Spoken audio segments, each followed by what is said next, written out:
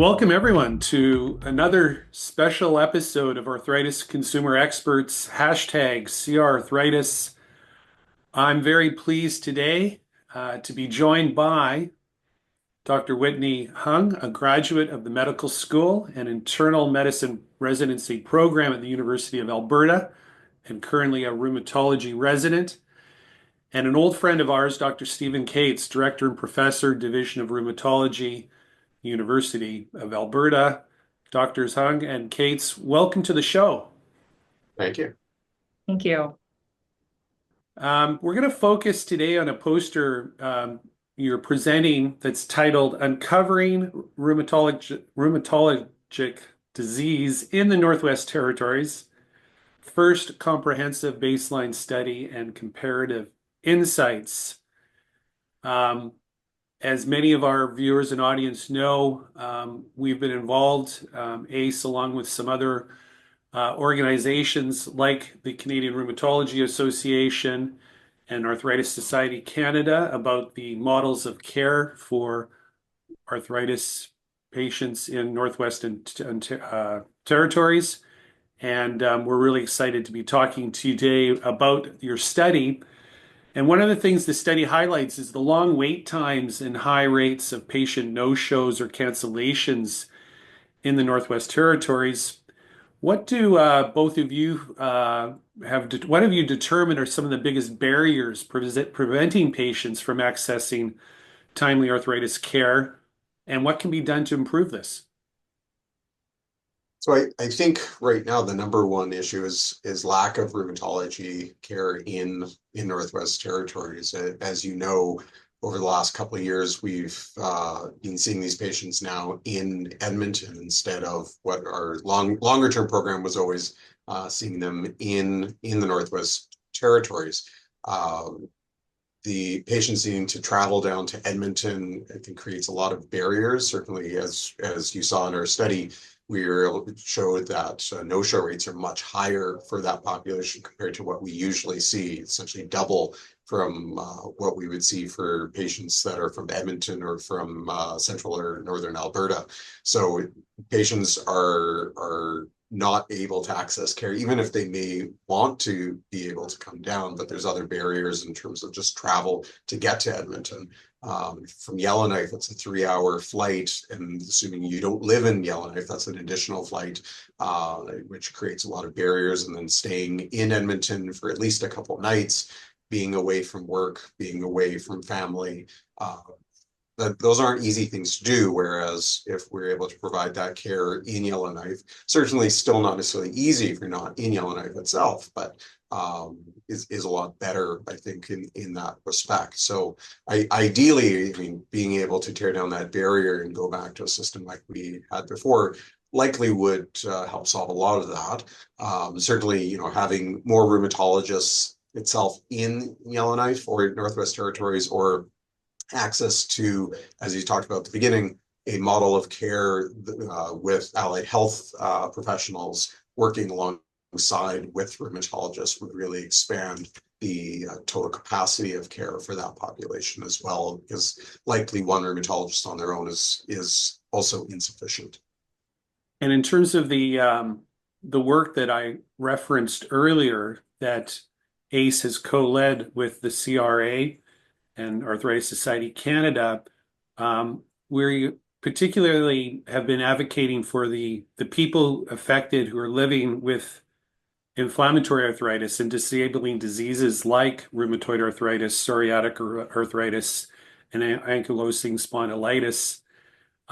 As our audience is well aware, these are serious diseases that, when untreated or undertreated, can deeply, deeply impact a person's life. And these are people who are dependent on a timely diagnosis and access to treatments, as I'm sure you're going to talk about. And the majority of people with these diseases can live a full life with minimal disability or long-term consequences if they get access to that treatment and timely diagnosis. But without it, we've referenced, of course, that almost half of these patients can go on to develop some form of disability within 10 years and require expensive joint replacement surgery, loss of employment, and have a dramatic increased risk for other comorbidities. So I just wanted to make sure that we were all clear from an audience point of view, who are the ones that are really vulnerable here. So compared to Edmonton, your study found a higher prevalence of psoriatic arthritis and ankylosing spondylitis, but a lower rate of vasculitis in the Northwest Territory population. What might explain these differences, which we found interesting, and what are the implications for patient care? Yeah, so I'm not fully sure what that data means. I think that in terms of the increased prevalence of psoriatic arthritis and ankylosing spondylitis, there may be some genetic component to it, given that the majority of our cohort was of Indigenous descent. That being said, I think we're in the very early stages of figuring out what this means. But yeah, certainly there could be a genetic component to it, similarly to what we've seen in things like rheumatoid arthritis in other populations. In terms of the lower rate of vasculitis, it's hard to say if it's truly a lower prevalence. I think that may play a role given that we didn't actually make any new diagnoses of vasculitis in this cohort, compared to 9% of patients in that same year in the Edmonton cohort. But I think another factor that plays in is that perhaps we're catching these patients later in their disease course, and maybe these patients are only being seen when they're sick enough to need hospitalization and then transfer to Edmonton, in which case they would have bypassed this entire referral process, and we would have missed them that way. And so again, I think this may highlight another barrier to care when it comes to getting access in a timely manner. I'm going to ask Dr. Katz, just to underline again the implications that this transfer of care has had on arthritis patients in Northwest Territories. Dr. Katz, how many people approximately now have established care in Edmonton, and how many have either canceled their appointments or have not been able to travel to make these appointments? What kind of numbers are we looking at? So initially, there was just over 400 patients who had their care transferred from in territory to down to Edmonton. And then since then, it's about just even over the last year, so say since last April to about now, it's close to 150 additional new referrals that we're seeing for care. And we anticipate that rate is pretty steady state. So we're talking about 400 initially, and now every year an additional 100, 150 folks who are seeking care here. Dr. Hung, you mentioned the Indigenous population, patient population. What a lot of our viewers and audience members know from the work that ACE has done is that Indigenous patients may be disproportionately affected by these access barriers. What kind of steps are you two proposing or advocating for that should be taken to ensure more equitable care for these populations? So I think our study again is very preliminary, and it kind of gives us just an initial glimpse of what we may be dealing with in this population, what might be more prevalent, and what we should be looking out for.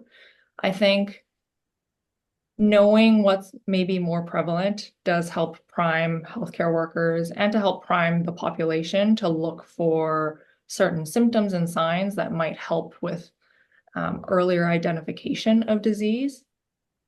I don't think that, the fact that females and the Indigenous population are predominantly affected is necessarily new information. But I think seeing that information again does help remind us that we should be looking for these things in this particular population. In terms of specific steps, I think it's difficult to have very like directed strategic steps made at this point, because we don't know kind of the nitty gritty of it right now, or maybe Dr. Katz has a little bit more insight into that. Mhm. But I think it's difficult to have strategies without having concrete data to kind of back that up.